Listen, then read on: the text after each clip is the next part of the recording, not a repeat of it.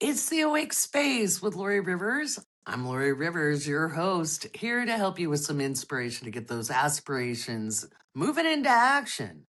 And it's the perfect week to talk about action as we have the new moon in Pisces on the 18th, the sun ingressing into Aries with the spring or vernal equinox, and Mercury stationed for direct on the 20th. It's interesting as we head through mid-March now that the Ides of March have passed and we are moving towards the end. It gets more contentious. Don't worry, there will be some relief at the end of April. I know, she's chuckling. You're like, wait a minute, don't do that to us, Lori.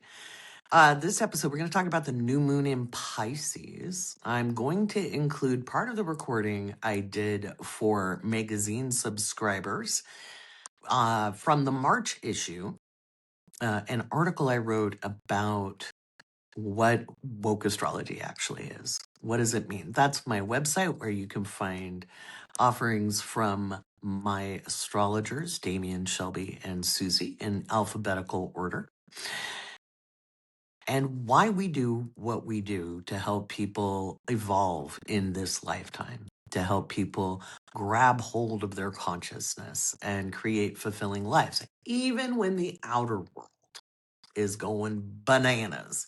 And speaking of bananas, the file from the live stream where I told the banana story got lost in the Patreon upgrade. They upgraded or updated the app for Patreon where I host the Awake Space community. And there were some very sad members who wanted to hear the story. So, due to popular demand, I told it again. And it's a little bit of Laurie lore.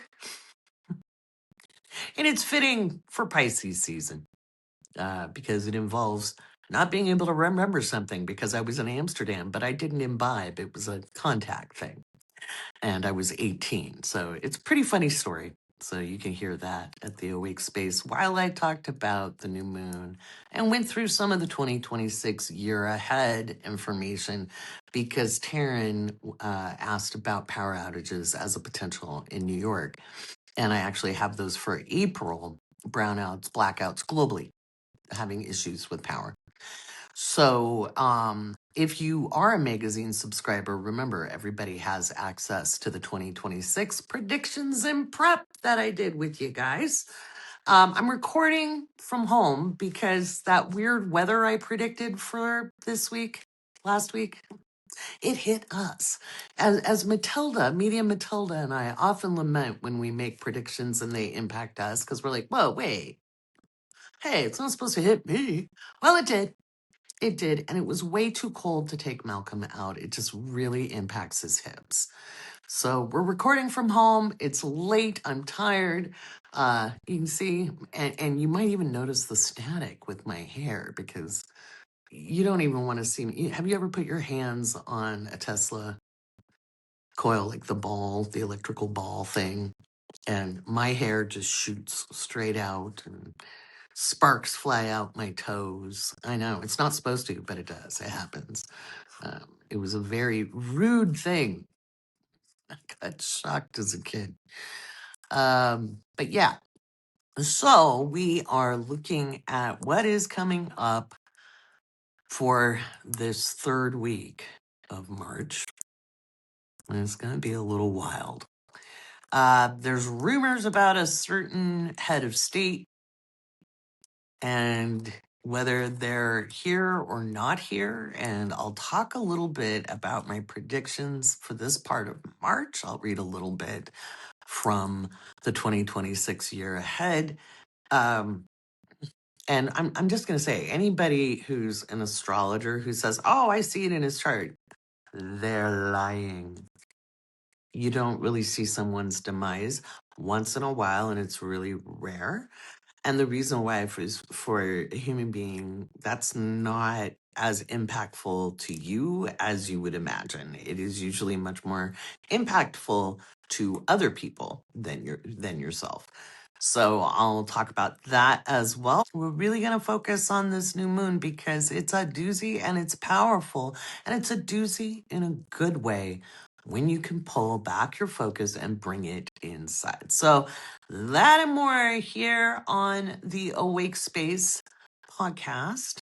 So whether we're going to work, whether we're folding the laundry, whether we're doing a hot guy or a hot girl, whether we're hitting the basement because of tornado warnings, or trying to stay warm in a blizzard, or getting ice packs because it's hot, because the weather's all over the place. We're going to do it together. Get your tea, get your coffee, get your matcha, get your Red Bull, get your H2O, because we're going to walk through this together. All right. I'm going to film this a little differently. Normally, I film this in segments, but I don't know. It's harder and harder to make it work that way. You'd think the video editing platform that I use would understand that more than one show is filmed in segments, but alas, no. So I do have to say, my preference for stinky cheese and all things France, because I'm a francophone. France was our number 2 country last week. France was our number 2 country. Number 1 was the United States. So Australia, you're in 3rd place now. Come on, share it with your friends. Oh gosh, it's crazy this week. Just pulling up. Also, how about that Firefly? It's an animated series. I know some people are disappointed by that. I'm actually not. I like a good animated series. I think there's a lot of potential and possibility with that. I am a big fan of Firefly. In fact, if you remember, I did a TikTok using the theme song saying what I expected to happen in 2026. Mm. And we did have that illuminating and very intense event of the United States and Israel bombing Iran at the end of February.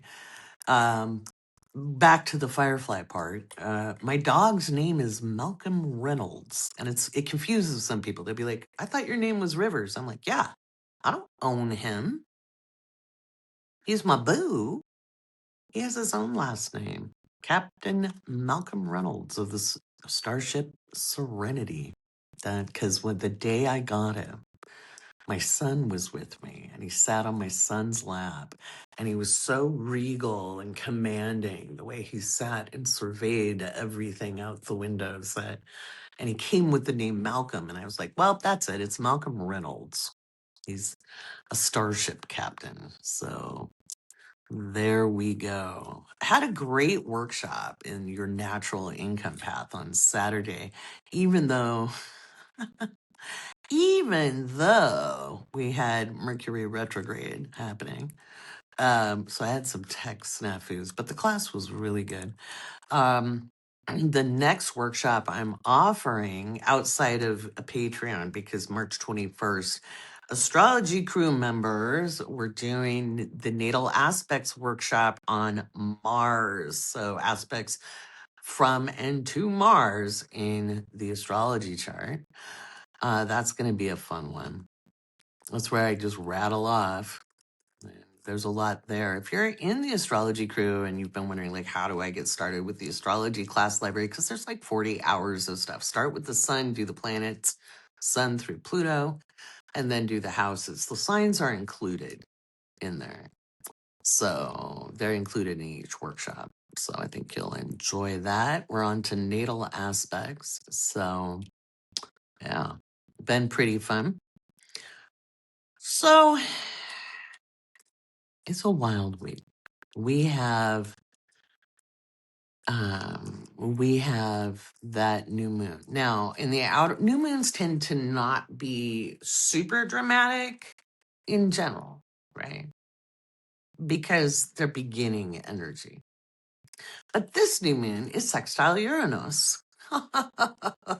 So it could be interesting. I think that's going to lend to some more interesting weather as we head through the end of the week. And that could be wild temperature changes. It could be big storms at sea. And the one thing I haven't heard anyone talk about is the environmental cost of what's happening in the Persian Gulf.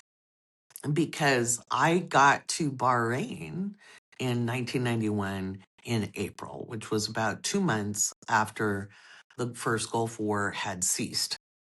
And the oil fires were still raging. And the environmental quality, like these were in Iraq and Kuwait, these weren't surrounding the Gulf. Okay. As those oil refineries are all over the place. Um, and it rained oil and it just the air quality was so bad and there was so many chemicals in the air being carried by the wind that there were a lot of health problems, even though um, official channels said, oh, I remember the headline on the paper, no major health concerns, nothing to see here. And there was a lot to see there. We do the same thing here. It's easy to point fingers at governments, but when you look at most governments, they do all about the same thing. And so I never forgot that. My kids grew up with those stories. And that's the one thing I keep thinking of is the air quality and the difficulty for people just breathing, not to mention the worry about water supply, food supply, but just the environmental factors. And that's not going to help any of us out globally. Again, I bring back Gustave Flaubert's book, A Simple Heart. So many people act like the main character, Felicite, who believe that when it rained in Paris, it must be raining everywhere. And you think if it's not happening where you live, it doesn't impact you. But we live on a small rock floating in space. And our atmosphere is not an isolated thing. So all those people who are climate change deniers, who are like, well, it went to 100 degrees here. And oh no, we're facing a blizzard in March. There's no way that's, global warming. And I think global warming was an unfortunate term for PR's sake. I think climate change should have always been the term being used. And yes, the climate has changed naturally, and we could be in a natural time of climate change, but human activity has certainly exacerbated things. And anybody who says differently and goes to, oh no, it's global cooling because of X, Y, and Z. I mean, you want to mince words, that's fine. And in fact, I was arguing with someone years ago, almost 10 years ago now, who was on and on about, it's the solar minimum and blah, blah, blah, blah, after the solar maximum. And I mean, I am a mother and a Cancerian. And I'm going to tell you, I don't care what started it. We need to be aware it is. I don't care what the cause is. I mean, I do, because if we're contributing, why don't we stop that? So I don't care who started it. I want it to end. We can't turn it around right now. We have to mitigate. The scientists, like I paid attention as a teenager in the 80s and as a young woman through the 90s and 2000s. This was playing out the way they said it would. This is not new. This is not all of a sudden. We were given opportunities to turn it around, and the oil industry said, F you. So if you're someone from the oil industry, F you. Okay, I doubt you are. I doubt you're listening to me. And if you're like, Laurie, I needed a job. Come on.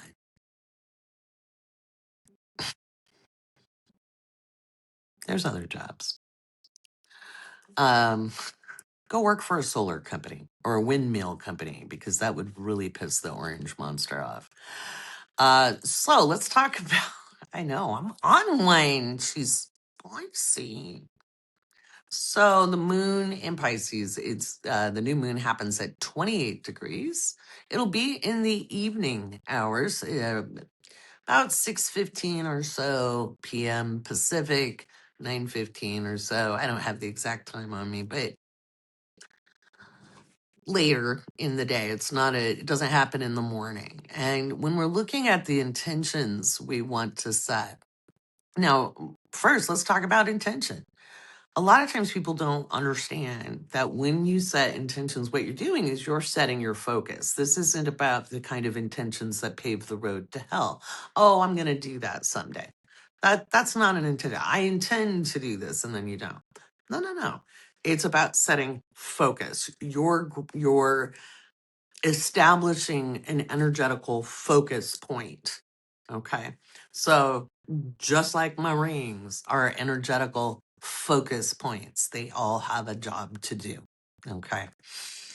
When we set our intentions, you want to write them down by hand. Okay. I just don't think typing does the same thing. In fact, neuroscience proves me right. I don't care if you're good at writing or not. You can draw pictures, you can doodle, you can mix abstract symbols, you could physically do something like light a candle and put just words that matter to you. This is not a brand new project per se. It could be a dream you've been working on and incubating, but you might have run into obstacles, right? Because the world keeps changing. Guess what? We're in massive systemic change for the foreseeable future. We're not out of that anytime soon. Anytime. You know, probably another 8 to 10 years of massive systemic change. The world will be very, very different in a decade. And it might be more pleasant. But it's up to us to make that happen. So we need to learn how to be focused, even if you're neurodivergent. Me too. Okay. Why do you think I have to keep remembering to smile? There's no way I could film if I wasn't looking at myself. No way I could film if I wasn't looking at myself because I forget to smile. I have a really deadpan face, or I'm scowling as I try to see. Setting your focus is essential. And that's why we want to handwrite it or use visuals. You could paint it, you could scribble it, you could use dough, okay, to symbolize what matters. It is sextile Uranus. So if it hasn't worked one way, you got to shake up the idea to maybe it needs innovating. Maybe it needs a different route than you thought, because sometimes we think, oh, I need this thing to go a certain way, or I need this kind of help. I remember years and years ago, I had no network. I had been isolated on an island for a very long time, and everything that is now in the ANI process had downloaded over a weekend, and I filled up a 5 subject notebook. This is way back in 2012. And I sat there going, I don't know how to get this out into the world. I don't even know what shape it's going to be. You know, it was crazy. And I was like, I just don't know how this is going to work out. And so I started shaping it. And then I started teaching things as workshops and traveled around the Western states all the way down to Texas to do that, and up and down the coast, and I thought, man, I need somebody famous. I need somebody famous to push my work out into the world. And it didn't happen until I didn't need it. Once I didn't need it anymore, a very well-known and famous person found my work and started spreading the word about it. And I laughed, and it happened many, many, many years later. Many years later, like 2020. 8 years later, after I had moved all these things, shoot. Now, my intention, it would be out in the world. And there were all kinds of obstacles to making that happen. All kinds of obstacles to making that happen. It still happened. I was very focused, and I put it down a few times. I'd be like, I don't know how to make this work. I've tried this way. I've tried that way. This door was shut. That door was shut. Okay, well, I'm going to put it down for a minute, and I'm going to go do me. Sometimes it was because of my own changes in life, because guess what? If you want to grow and evolve, things get shaken up.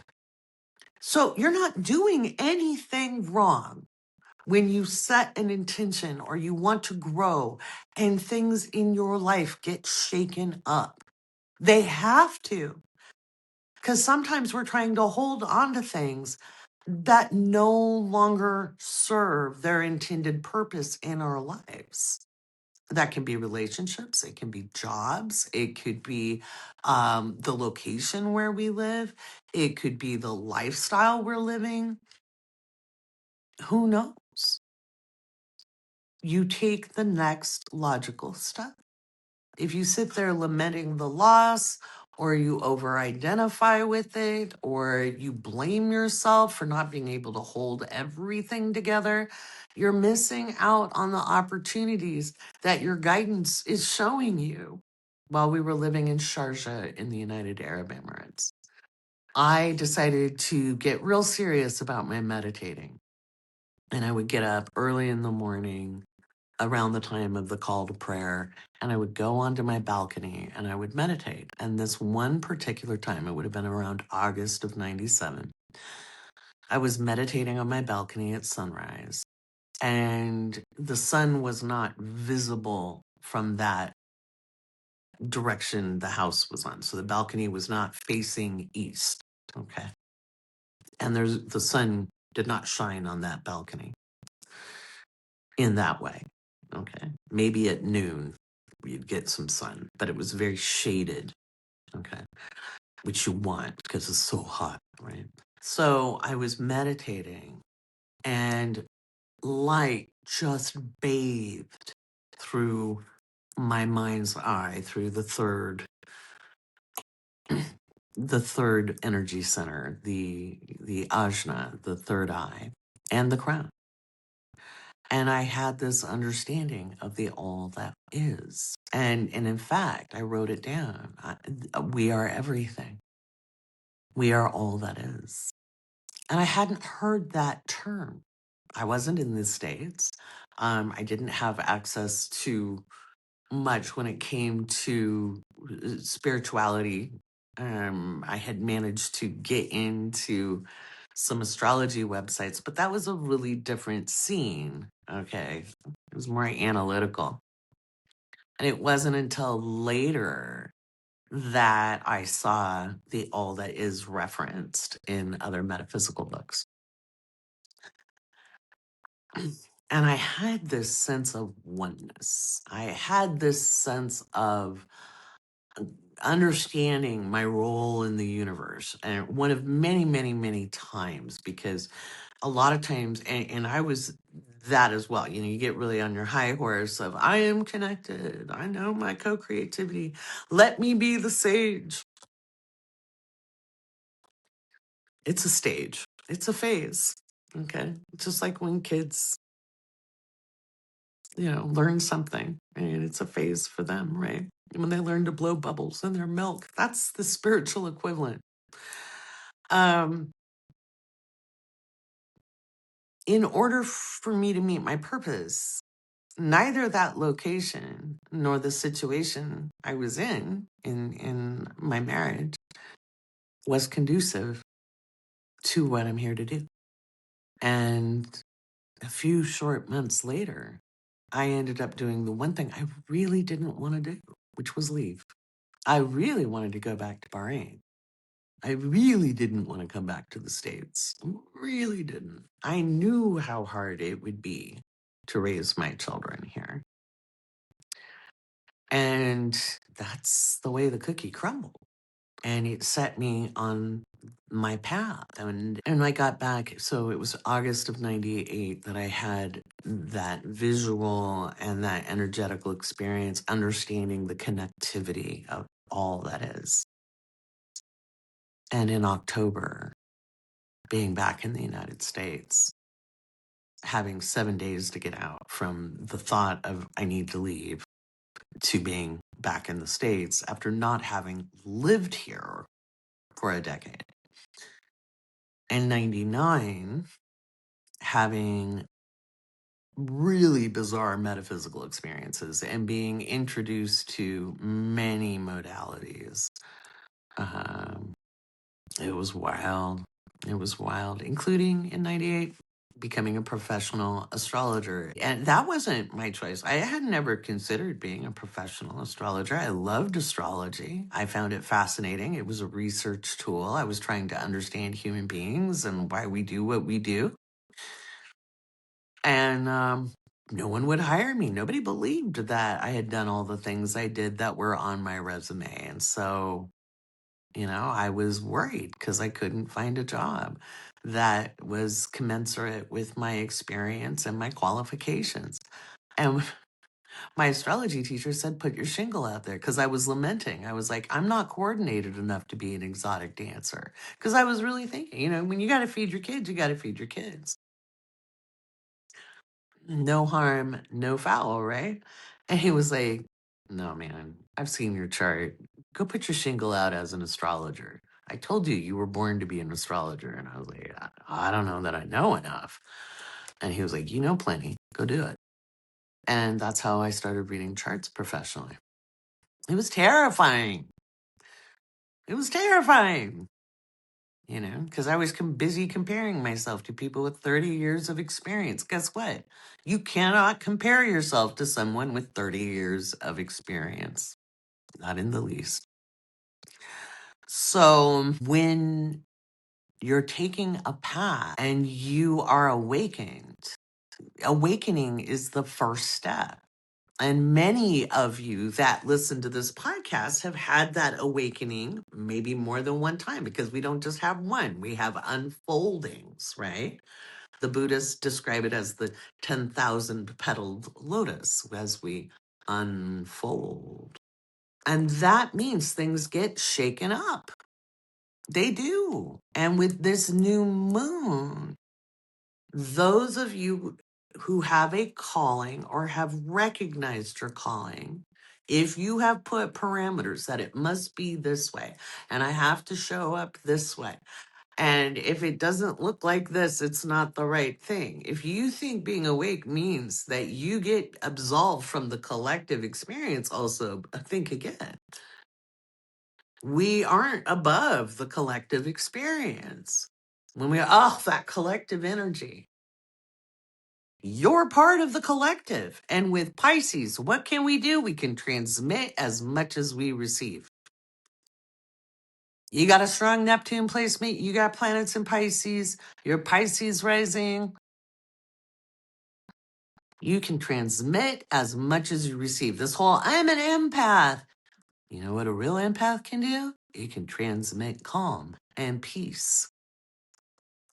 But if you're so selfish that all you think of is your experience and your pain, because you're not really feeling other people's feelings, you're feeling the resonance with your own. And that is why the unhealed need to heal before they move into service, which, guess what? You cannot heal in an environment that continues to wound you. Why am I bringing this up? Because the new moon is sextiled Uranus. And all of humanity is going to get a little bit of an initiation.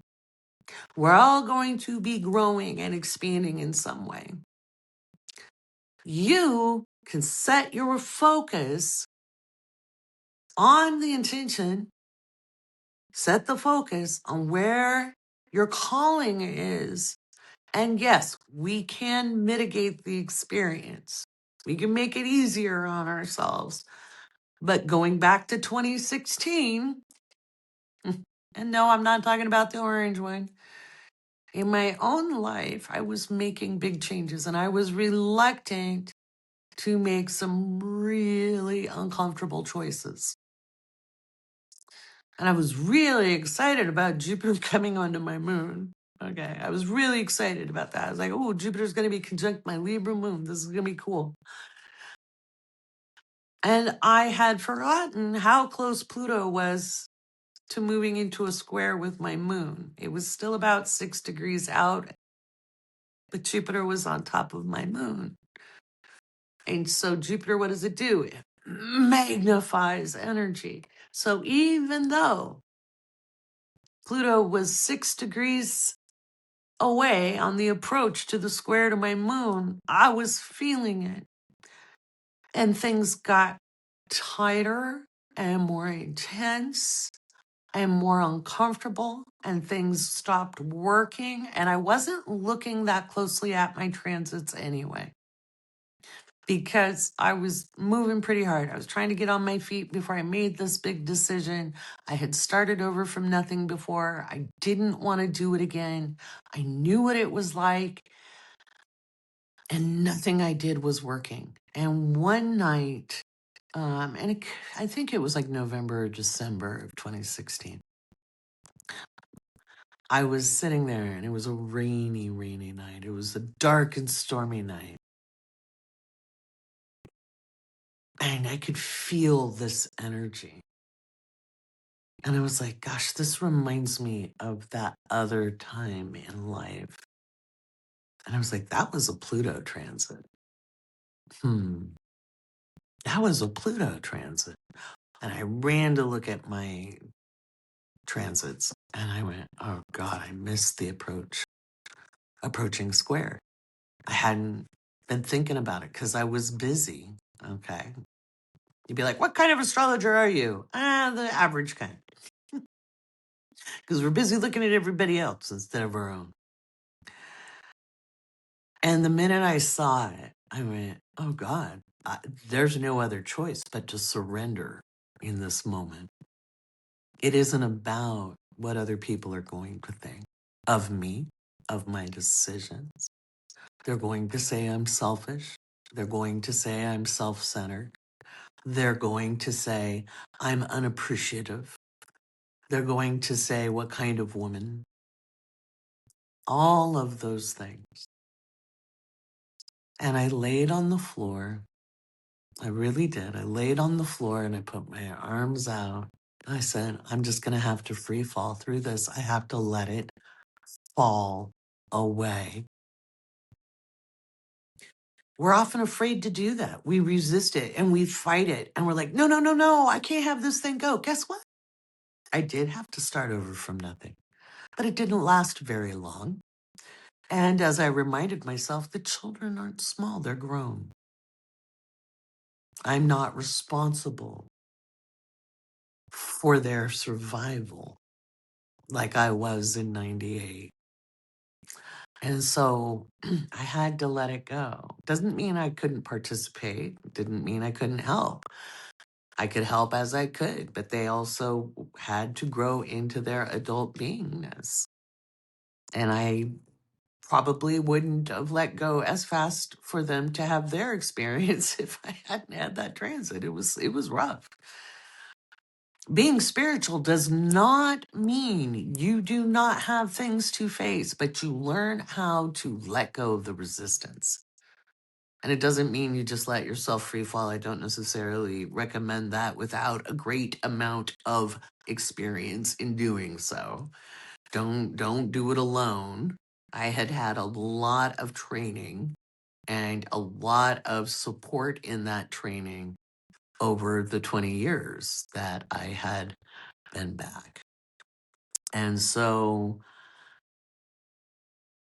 what I'm trying to get with this new moon is if you want an easier experience, as easy as possible, because we will be uncomfortable with these shakeups, but they can be magnificently beautiful. When art is created, it can be a turmoil inside as the artist has the urge to create. The birthing of anything can be tumultuous. If you don't set your intention and focus, or you skimp on yourself, which not focusing is skimping on yourself, giving yourself all the excuses not to do things with your whole chest, trying to keep a foot in both worlds. And that's what I was trying to do. I was trying to, okay, I'm going to do this calling, but I don't want to let go of this other thing, which served a purpose for a time, but not as long. It was long past its sell by date. Okay. If you're trying to hold on to things that no longer serve, it will get uncomfortable until you let go. And you're like, but Laurie, this isn't a Pluto transit. Nope, it's not. It is the new moon in Pisces in a sextile with Uranus in Taurus. That is innovation. It is inspiration, but it's also shakeups. So there could be shakeups.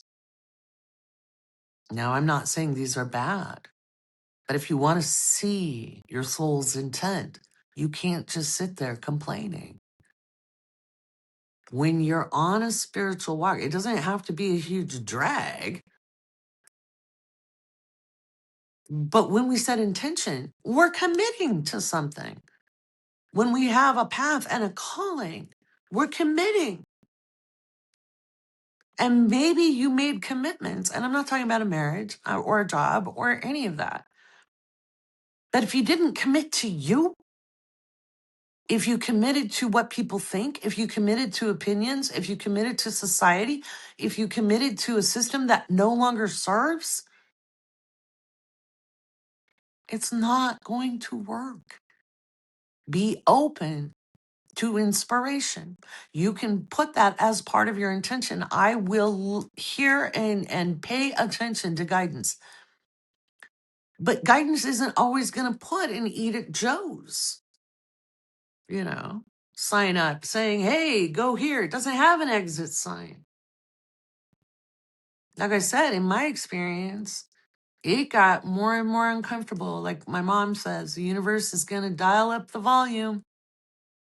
If you're not paying attention, it's going to get more and more until you take the next step. And it's not about being perfect and it's not about blaming yourself. I don't blame myself for holding on. I don't. I knew I was in an initiatory moment. I knew I'd worked most of my adult life to have that initiatory moment. I knew the likelihood of it being uncomfortable was there. And I really cared about my adult children and I cared about my relationship with them. And I knew it could impair that because I was upset in a really big apple cart. And that was okay. That was okay. That was okay. Even if it wasn't for a while, because I knew it would be.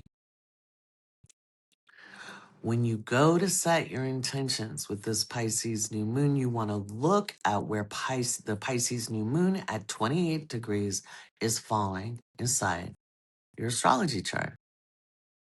Okay. And I'll go through that in detail in the patron only podcast. Okay.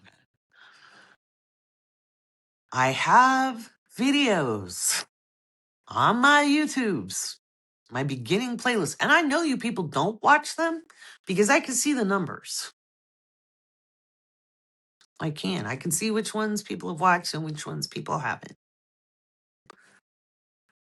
It is such valuable information. I will not teach a baby beginning, never done it class.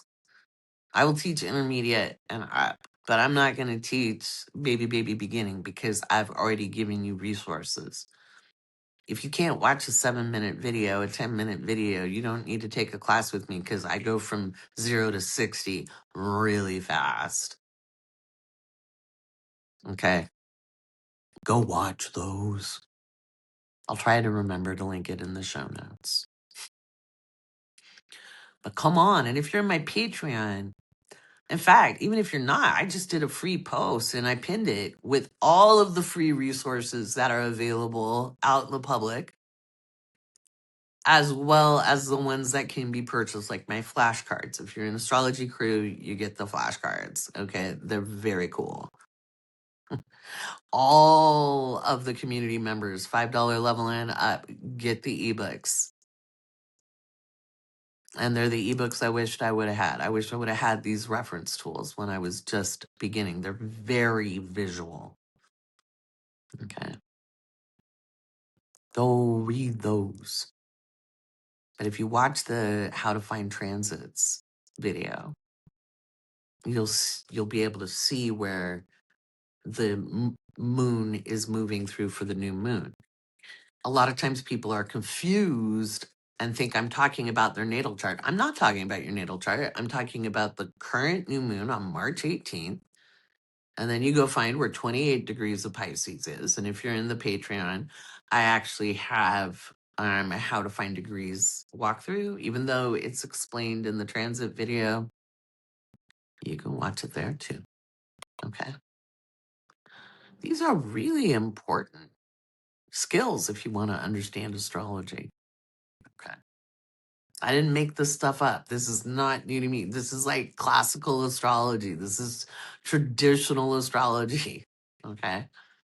Because you got to know that. I have progressed interpretation out of the binary, but the technique is classic.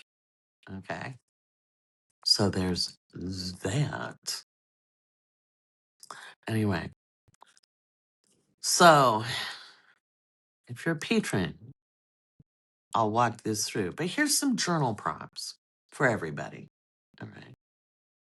To get clear about what's going on with the new moon. I got to move my laptop here so I can see it. And let me magnify so I can read it. So, new moons are for choosing direction. Okay. So, remember, astrology is all about direction and choice, right? It's your astrology chart is a map. This is a good time to commit to habits and systems that support you long term, even if they feel boring at first. So they're not often exciting with the new moon, although this new moon may be a little more exciting than others. Okay. So the new moon is happening at 28 degrees. So you want to find 28 degrees of Pisces in your natal chart, and the moon will be outside of your chart. We're not talking about your natal moon. That's what you're born with. We're talking about the current moon and it activating the spot that has 28 degrees. The degrees don't mean anything specific. It means that it is a more mature expression of the Pisces energy. Okay. And that is spirituality. It's also fear. What do you want to feel? Do you want to empower your fear or do you want to empower your faith? And faith does not require evidence. And it's not the same as belief and dogma. Faith is knowing. It is that connection with your source self. It is that connection with your goddess, the all that is, the cosmos, the quantum. However you view it. I don't care how you describe it. Okay. But that's the spectrum of expression. So if it's falling in the first house, then the question to ask yourself before and just to prepare yourself is, where does the present version of yourself want to go next? Where do I want to go next? What is it I want to do? Where do I want to take myself? Okay. The second house is, what future would make you feel truly secure? And I'm not talking about the world. I'm talking about the future you create. How can you create yourself more security? How can you feel more secure in the inside? How can you imagine it into being? That's another key word for Pisces. Imagination is our greatest tool. The third house, what idea or message keeps returning to mind? What are your guides trying to tell you? Fourth house, what vision of home or belonging feels right to you now? And are you operating there? How do you want to feel? What feels right? Even if it's not there, how do you want to feel? And don't think it's not possible. It is. Fifth house, what creative dream deserves attention? Sixth house, What gentle habit could support your well being? Seventh house. What relationship needs compassion or forgiveness, especially with yourself? I would also say, what agreements need renegotiating? Eighth house, what emotional pattern is ready for transformation? How can you alchemize things, even if it's something like grief or pain? How can that be alchemized? Ninth house, what belief about your future is ready to expand? 10th house, what dream about your calling or purpose feels possible now? And if it doesn't feel possible yet, what do you want to have feel possible? Like what would like, oh, it's an impossible dream. What if it was possible? What would that feel like? 11th house, what future with others inspires hope? What future with others inspires hope? Stop looking at the dumb bunnies that I almost said a really bad word. Just stop looking at the dumb bunnies that are running things. What collective experience gives you hope? And then the 12th house, what quiet truth is asking to be acknowledged? What quiet truth is asking to be acknowledged? And that's for the new moon. Remember, the outer world can be a shit show and you can still have a great life. I don't think it's it this month, but you can start getting your hopes up. In like a lion, out like a lamb goes the old saying about March. And I'm just going to say it's probably not that simple this month. The tides start to shift in March 2026. Yes, the outer world is still a mess, and how could it be otherwise? Yet our inner worlds, which are our expression into the outer world, have great potential to improve this month if we do the work. I've been saying this for a long time. You must pull your energy inward, not in a self centered kind of way, not in a what about me kind of way, not with greed or selfishness, but rather it's time to withdraw your attention for those who would use it as fuel for destabilization. Yes, they are using it for that. They capture your attention and they use the energy. Your fear, your outrage, your anger, your doubt are all used as fodder to wreck the shared reality. If you didn't have power, influence, and purpose, why would they bother capturing your attention? In March, each of us has the opportunity to hijack the airways, send our signals, and move from consumer to creator. It is both a duty and a privilege to create from our hearts and souls. Our creations might be music, art, uplifting messages, small notes of care, interpretations of joy, beauty, peace, or love. It doesn't have to be soft and ethereal, but it must be authentic to land with strength. Our human vulnerabilities transform into powerfully magnetic clarion calls that blast through the ether, disrupting the shadowy miasma of discontent. Strategies to get you through the month. Tune to your muse. Create with purpose. Creating with purpose isn't about being virtuous or sanctimonious. It's about understanding that creating is the purpose. Now is the time to tune into your muse, find inspiration, and take to social media with your art, your music, your inspiration, and thoughts. If you want to make a difference, there's zero reason to posture, to be in self defense, or to try to wake anyone up. It's time to share what we find beautiful, whether it's a cloud in the shape of a dragon or a plucky crocus pushing through the aging snow or dancing like no one is watching. No one is controlling the airways or algorithms so tightly that creativity cannot break through. You want it to be better? Tag. You're it. I don't think it's it this month, but you can start getting your hopes up.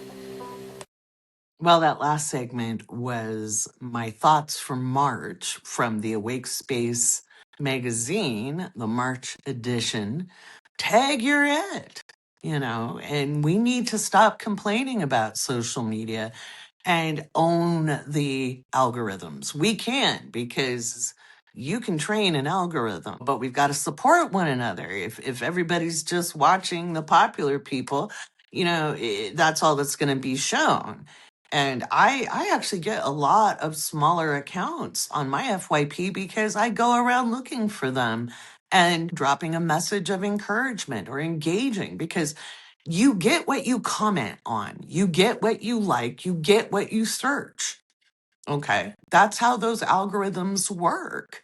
And so we need other voices being heard. And it's not about waking people up. They wake up or they don't. That's not on you. But share what you want to see more of in the world. If you don't like the books that are out there, write the book you want to read. If you don't like the TV out there, make a web series. If you don't like the podcast you're listening to, make a podcast, but get out of your own way. And this new moon has the opportunity to help shake up those old thought forms that we have, that we're not big enough. We need something bigger than we are to help us out, or someone bigger than we are to help us out. That energy doesn't help you. There's a time you have to go into something that's uncomfortable in order to grow. It's not comfy being born. It's a rude thing to come out of a warm and cushy womb into a cold world and then realize you are not part of the thing that from which you came. That's disconcerting. Life on this planet isn't meant to be super smooth or perfect. We have these unattainable standards we put upon ourselves that stop us from taking action. And it's oppressive. If we want liberation, we have to bring it to ourselves. We've said it. All of us metaphysicians, all of us people in the spiritual community, the real ones, have been saying, no one's coming to save you. We've been saying it for years. That means you save you. You rescue you. And you do it by joining together with like-hearted people. I've said it over and over till I'm blue in the face, and I will keep saying it till I am purple. Because that's what it takes. And that is what we're capable of. With that in mind, I want to remind you about March. Now, there's been some interesting rumors about Netanyahu, and I can't confirm because you don't really see it in a natal chart. There was some stress to his physicality, but we already know he's being treated for cancer. So that's not neither here nor there. But it might be possible. Why can't an astrologer see the demise of a person? Sometimes we can. It's very, very rare. And usually historical figures, where we know the history and we could go, oh, that's kind of it. But there isn't a singular planetary aspect that is assured. I know the internet loves to go, those eighth house transits. Eighth house does not show your own demise. It shows your attitude to losing other people or facing big changes or challenges. It is where you alchemize from life events. It's gritty, but it can be profoundly beautiful. But it is not your own demise. So, again, the big idea for March, which I gave 2 weeks ago at the beginning of March, but I'm going to give it again because there's new listeners and there's a lot that's going on. So, we're going to do a refresher from my 2026 predictions and preparation.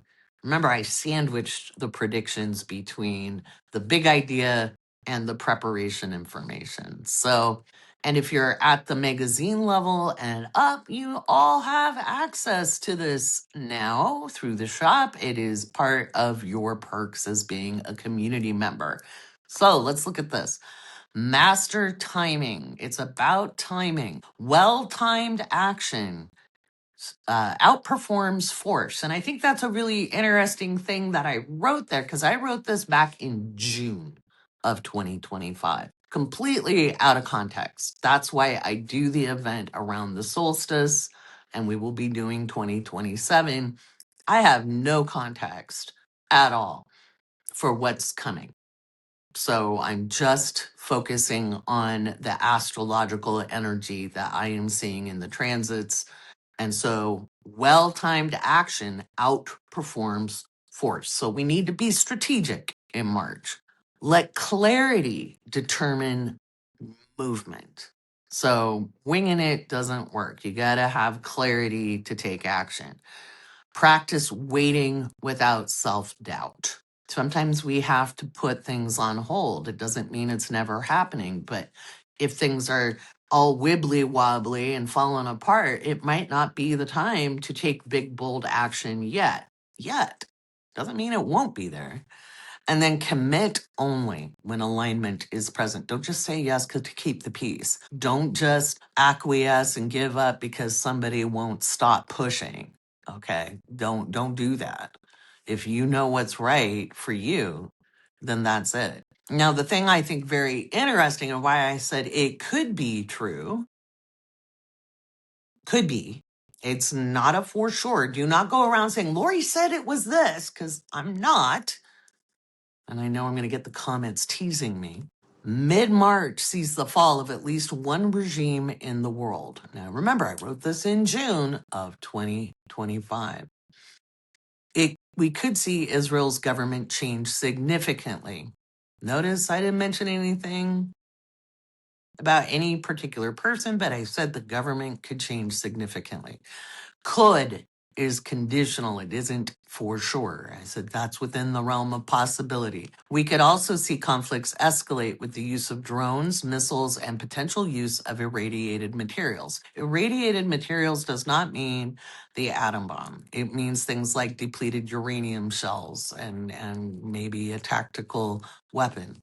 The end of March is extremely wet globally. Could see precipitation in areas that don't normally see it, such as deserts. This is global, but looking at Death Valley, Mojave, Gobi, eastern China, into the Arabian Peninsula, even the Sahara, etc. We could see issues with religious figures, religious artifacts, historical buildings, and archaeological sites. That could be both bad and good. Okay, there could be interesting news come up. There's been a lot of very interesting archaeology. At the end of March is very litigious. That means there's a lot of legal action going on. We could see international courts busy, borders catch fire, and that could be between states as well as countries, or are breached. International agreements are breached, reworked, or new agreements of significance are made. End of March. Could see a good deal of notable figures pass away from mid to the end of March. And notable means politicians, celebrities, etc. We've been losing a lot of the elder celebrities, elder statespeople are up. And no, I don't know who. I'm not looking at a million charts. I don't think people realize I don't sit here going, it means I have to look at the charts. And to do this, just what you got, took hundreds of charts. I looked at many, many, many, many, many till I was cross-eyed. We could see, let's see, problems with film production, movie studios, independent music, and film are taking off. We could see new faces and projects develop on new platforms. Thought it was interesting. It's a new form of something older, which is the Firefly announcement that happened. And if you're a fan of the show Firefly, then they're going to do an animated version. And so that's a new project, and they're leveraging their fan base, trying to get it out there. So there is that. What I had for preparation, just to give you guys the clue, and this week we're really seeing it. Prepare for unseasonable temperatures. Could be another stretched out winter. Food costs could continue to rise. Having indoor gardening, hydroponic is a good plan, especially leafy greens and herbs. As always, have alternative light and heat sources in case of power outages, especially where the weather is severe. Always have a go bag and ensure all paperwork is in waterproof folders or bags. Remember supplies for children and pets. Shop the sales. Don't forget to have board or card games or crafting supplies on hand to use in power outages. The worst thing you can do in emergencies is whine and complain and panic. And I say that not as a judgment, but because I've lived through some. I've lived for 2 weeks without power with small children and a Labrador back in the day. And if it was just me, because my then spouse was out dealing with the emergency, we did fine because I kept it lighthearted. Yeah, it was uncomfortable, but everybody was uncomfortable. So I tried to keep the mood as light as possible. And the year that he wasn't out in it, and he just wouldn't stop complaining. And it made it worse and worse and worse, and the energy just got heavy. And honestly, at that time, it just broke something in me. It just was terrible. And granted, that was many years ago, and I was still in my healing process. And I say, hey, can you tone it down? Everybody's uncomfortable. Try to make it as comfortable as possible. Sometimes that's hard to do. Okay, I'm not saying skip to the loo and pretend nothing's going on, but try to keep it as light as you can, depending on your circumstances. And then don't obsess over things outside of your control. If you can't do anything about it, you can't do anything about it. It's not about, oh, I'm going to give up. It's more like I can take care of what I can take care of and leave it there. Have hands on projects that require some kind of focus to absorb your mental and emotional energy as we move through March. And that's something you can do now, whether it's diamond painting or baking, if you can. Not everybody's going to be impacted by the same things. So that is something we've got.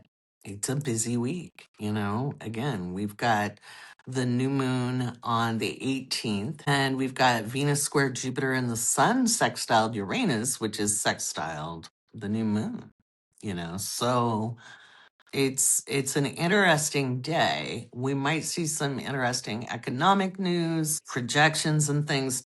Just hold steady as much as you can and really pay attention to that new moon information. March 20th is the spring equinox. The sun enters Aries and the quality of energy really starts to shift, and then Mercury stations for direct motion on the 20th. So that's going to be interesting. The 21st, we have Mars trine Jupiter, and that is next Monday. There could be significant events with that. That's some big, bold action. When it comes to our own leadership, the commander in chief is looking at a really rough week from the 21st on. March is not a good month for that particular person, and March 30th is going to be a little rough for them because Mars will be in a square with his sun. And now, if Mars is square your sun, this is not the same thing. I'm not talking about you. I'm talking about him in particular. We already know his health isn't good. It is not going to improve. Modern medicine has slowed things down, but he's not faring well. Is it? I can't tell you that. I can't tell you if it's it or not. And I've held by that. I have never seen jail time. I have always seen debilitating health. He's being propped up right now. I think that's apparently obvious. And it's also apparently obvious he's not making final calls.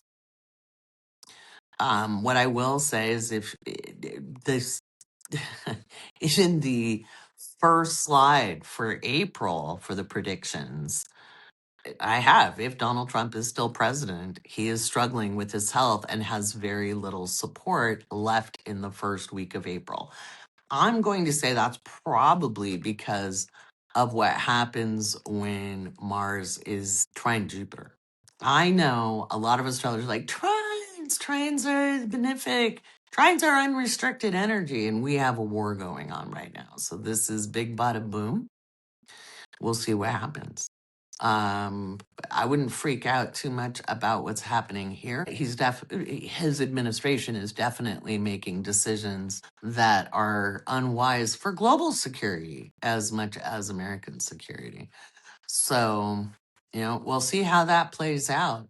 Remember, the future isn't set in stone. It's a tree with many branches. I look at the possibility and the probability. I'm very sure and very certain there's a very explosive event on the 21st. What that looks like could be an underwater volcano. It could be a lot of things. It probably has to do with water, though. There's probably water involved. It could be Navy stuff, Marines. Mars deals with war at the lowest expression, at the denser expression of that energy. So we'll see. But you personally can be very energized and infused with energy and very connected to guidance and do some incredible things, make some incredible things. There's no reason for you to necessarily have a bad day. I wrote up something about California, and it's a free post. I'll try to remember to get that in the show notes. What do the stars say about the intel? Okay. And you can head over, but I'll just give you some important dates.